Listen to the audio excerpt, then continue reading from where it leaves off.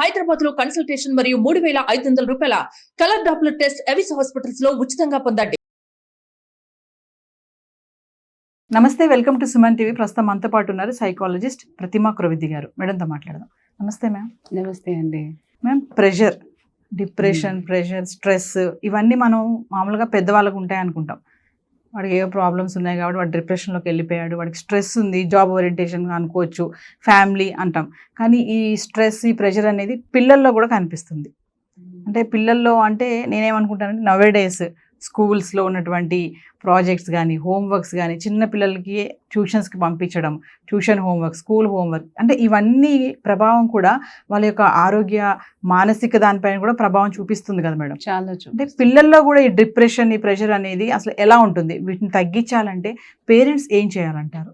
మంచి టాపిక్ వచ్చింది. యాక్చువల్గా ఈ మధ్య చాలా మంది కౌన్సిలింగ్ కోసం వస్తున్నారు దీని మూలన. బికాస్ స్ట్రెస్ ఉంది పాపకి, సో పిల్లలకి స్ట్రెస్ ఉంటుంది, చాలా చదువులు ఉంటున్నాయి, అసలు ఏం చేస్తున్నారో అర్థం కావట్లేదు, దాని మూలాన వాళ్ళు చాలా అడిక్ట్ అయిపోతున్నారు మొబైల్కి. సో నాకు పేరెంట్స్ని చూస్తే జాలి పడాలో వాళ్ళ మీద కోప్పడాలో రెండు అర్థం కాదు. ఎందుకంటే స్ట్రెస్ అనే వర్డ్ చాలా యాక్చువల్గా ఇది జస్ట్ 1 or 2 డేస్లో కానివ్వండి, మామూలుగా మన ఇంటి వాతావరణం మీద ఏ మెంటల్ హెల్త్ అన్నా ఆధారపడి ఉంటుంది. డెఫినెట్గా అది ఎఫెక్ట్ ఇస్తుంది ఎప్పుడైతే మన వాతావరణం, ఇంట్లో వాతావరణం ప్రాపర్గా ఉండదు పిల్లలకి. స్ట్రెస్ అనేది కూడా అంతే. ఇంట్లో చిన్నప్పటి నుంచి ప్రతిదానికి ఒక ప్రెషర్ పెట్టడం ఓ పనికి, అండ్ ఫీడ్బ్యాక్స్ కొంచెం క్రిటికల్గా ఇవ్వడం చిన్నపిల్లలకి, అండ్ చదువు మీద ఎక్కువగా ప్రెషర్ అని కాదు, అదొక స్ట్రిక్ట్నెస్ చూపించడం అనమాట. ఇంత టార్గెట్ అని వాళ్ళకు ఉంటుంది, ఇంత చెయ్యాలని ఉంటుంది పేరెంట్స్కి. సో అప్పుడు ఏం చేస్తారంటే కాన్స్టెంట్గా పిల్లల మీద అంత ఫోకస్ పెడుతూ ఉంటారు. ఆ ఫోకస్ మూలాన ఒక మనిషి, మనం పిల్లలుగా తర్వాత గుర్తిద్దాం వాళ్ళని, ఫస్ట్ వాళ్ళు ఒక మనిషి.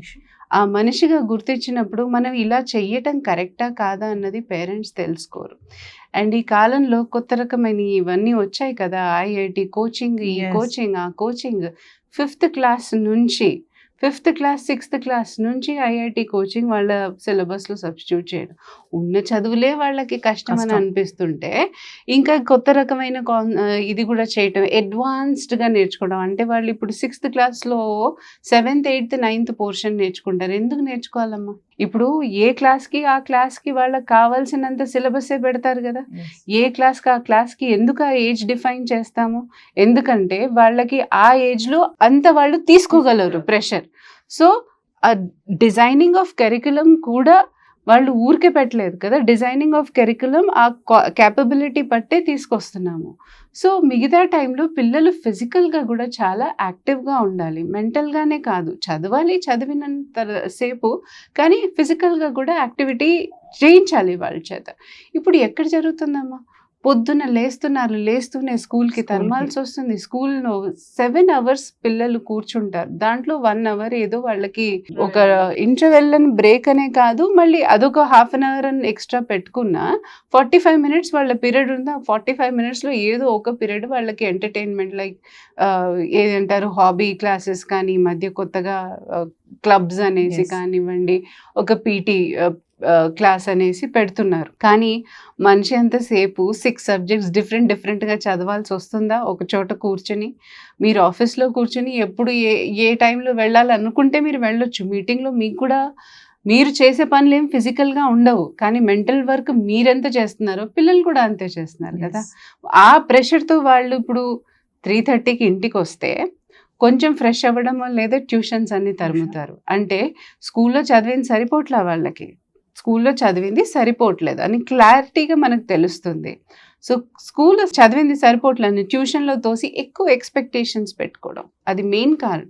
ఎక్కువ ఎక్స్పెక్టేషన్స్ పెట్టుకున్నప్పుడు ఏమవుతుంది? మార్క్స్లు ఎక్కువ రావాలని ప్రయత్నిస్తాము, మళ్ళీ ఇక్కడ ఫెయిల్ అవుతుంటే స్కూల్స్లో అదే కారణం చేత అక్కడ ట్యూషన్స్ పెట్టిస్తాం. స్కూల్స్లో 4 లక్షలు 5 లక్షలు ఫీజు కట్టుకొని మళ్ళీ ఇంటికి వచ్చాక మళ్ళీ వాడు ట్యూషన్కి వెళ్ళి, రైట్, అక్కడ మళ్ళీ విడిగా చేసుకుని ఇప్పుడు పిల్లలకి ప్రెషరే, పేరెంట్స్ కి Parents కి ప్రెషర్, pressure. అంత సంపాదించాలి, అంత వాళ్ళు కూడా వాళ్ళు. సో ఇప్పుడు ఎలా ఉంటుంది మాట తీరు అబ్యూజివ్. సో నేను ఇంత కష్టపడుతున్నా నీకోసమే, నువ్వు చదువుతావని, నువ్వు అంత స్కూల్స్లో ఫీజు తగలేడేస్తున్నాను, మళ్ళీ ఇంటికి వచ్చి కూడా నీకు ట్యూషన్ పెట్టిస్తున్నాను ఎందుకు, నువ్వు చదువుతావని. సో ఫిజికల్ మెంటల్ అబ్యూస్ కూడా చేస్తున్నారు, వర్బల్ అబ్యూస్ చేస్తున్నారు పిల్లల్ని. సో ఆ ప్రెషర్ అనేది ఎలా తీసుకుంటాడు అబ్బాయి. సో ఫిజికల్గా ఒక్కసారి ఆలోచిస్తే వాళ్ళు 3:30 దాకా చదివిన తర్వాత వాళ్ళకి కొంచెం ఫిజికల్ యాక్టివిటీస్ అనేది ఇంట్లో అలవాటు చేయాలి. అది ఎవరు అలవాటు చేస్తున్నారు, ఎవ్వరూ అలవాటు ఇప్పుడు చేయట్లేదు. అసలు పిల్లలు ఎవరు బయటికి వెళ్ళడం ఆడుకోవటం అనేది చాలా రేర్. అదేదో అపార్ట్మెంట్స్ లో కమ్యూనిటీస్ ఉండడం వల్ల దాంట్లో కూడా ట్యూషన్స్ పంపించేసి ఇది పంపించేసి అనే వాళ్ళు ఉన్నారు. అండ్ క్లాస్ లో కూడా 25 మంది టీచర్స్ కి ఇది ఒక ఎక్స్క్యూజ్ అయిపోయింది. స్కూల్స్ లో 25 మందిని మానిటర్ చేయలేము, 45 minutes లో అందరిని చూడలేము. మరి ఆ 25 మందికి ఈక్వల్ గా ఫీజు కడుతున్నారు కదా. స్కూల్లో కాన్సెప్ట్ అర్థం కానిది కొత్త రకంగా ట్యూషన్ లో ఏం చెప్తున్నారు. సో అక్కడో కాన్సెప్ట్ ఇక్కడో కాన్సెప్ట్. ఇప్పుడు చూడండి, క్లాస్ లో ఒకటి కవర్ చేస్తాడు, ట్యూషన్ లో ఒకటి కవర్ చేస్తాడు. ట్యూషన్ లో ఒక హోంవర్క్ ఇస్తారు, ఇక్కడ ఒక హోంవర్క్ ఇస్తారు. పిల్లలు నలిగిపోవట్లా ఇక్కడ. ఎందుకు పేరెంట్స్ కి ఆ తాపత్రయం అర్థం కావట్లేదు. ఎందుకు ఫూల్స్ లాగా ఇంకా వాళ్ళ మీద అంత ప్రెషర్ పెట్టడం, ఎందుకు అన్ని టార్గెట్స్లు అచీవ్ చేయాలని కూర్చోడం. మీరందరూ అలా చదివి పైకి వచ్చిన వాళ్ళేనా? అంటే ఫ్యూచర్ బ్రైట్ గా ఉండాలని మేము చేస్తున్నాం అంటారు పేరెంట్స్. బ్రైట్ గా ఉండడం అని అంటే బ్రైట్ గా వర్స్ట్ అయిపోకూడదు కదా. ఆ సిచ్యువేషన్స్ కూడా ఆలోచించాలి కదా. మెంటల్ ప్రెషర్స్ తీసుకుంటే ఇది వర్స్టే అవుతుంది, బ్రైట్ ఎట్లా అవుతుంది వాళ్ళకి. చదివే వాళ్ళకి నిజంగా ఇంట్రెస్ట్ ఉన్న వాళ్ళు ఎలాగన్నా స్కోర్ చేసుకుంటారమ్మా. వాళ్ళేం వెనకాడరు. మీకు ఆ పిల్లల కేటగిరీ కూడా తెలిసిపోతుంది. కొంచెం మంది ప్రెషర్ తీసుకోలేని కేటగిరీస్ కూడా మన క్లాసుల్లో అర్థమైపోతాయి. సో నేనేమంటున్నానంటే స్కూల్స్లోనే మ్యాక్సిమం పిల్లలకి అర్థమయ్యేటట్టు కవర్ చేయటం. ఒకవేళ వాళ్ళలో లోపం ఉంటే టీచర్స్ కూడా సరిదిద్దుకొని ఎక్కడ లోపాలు వస్తున్నాయి. ఇప్పుడు సపోర్ట్ క్లాసెస్ అనేది పెద్ద తీసుకుంటున్నారు స్కూల్లో. నిజంగా 1 hourలో వాళ్ళు ఏం చదివిస్తున్నారో తెలియదు, కానీ మార్కులు పెరగవు, మార్కులు రావు, మేము చాలా కష్టపడిపోతున్నారని మాత్రం మచ్చలేసుకుంటారు. కానీ అది కుదరదు కదా, అది పిల్లల దగ్గరికి రీచ్ అవ్వట్లేదు కదా. నువ్వు వాళ్ళ దగ్గర కాన్స్టెంట్గా కనెక్ట్ అవ్వకపోతే నువ్వేం నేర్పించినట్టు పిల్లలకి. అదే ఇప్పుడు పిల్లలు నేర్చుకోవట్లేదంటే లోపం పిల్లల్లో ఉందా, టీచర్స్లో ఉందా? ఇది ఇక్కడ ఇలా ఉంటే ఇంట్లో కూడా అదొక రకమైన ప్రెషర్. మాట్లాడకపోవటం, లోన్లీగా వదిలేయటం పిల్లల్ని. సో ఇలాంటివన్నీ ఆ రప్చర్స్ అన్నది, ప్రెషర్ అనే ఈ స్ట్రెస్ అనే మాట మనం ఏదైతే వాడుతున్నామో ఇదన్నీ కారణాలే దానికి. వరుసగా అవే వచ్చి చెప్తున్నా కదా, కొండంత పెరిగేదాకా కూడా మనకి తెలీదు.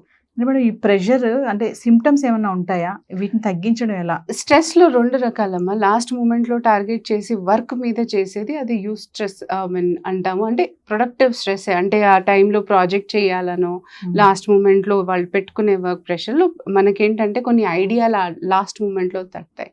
That is okay, that is normal stress.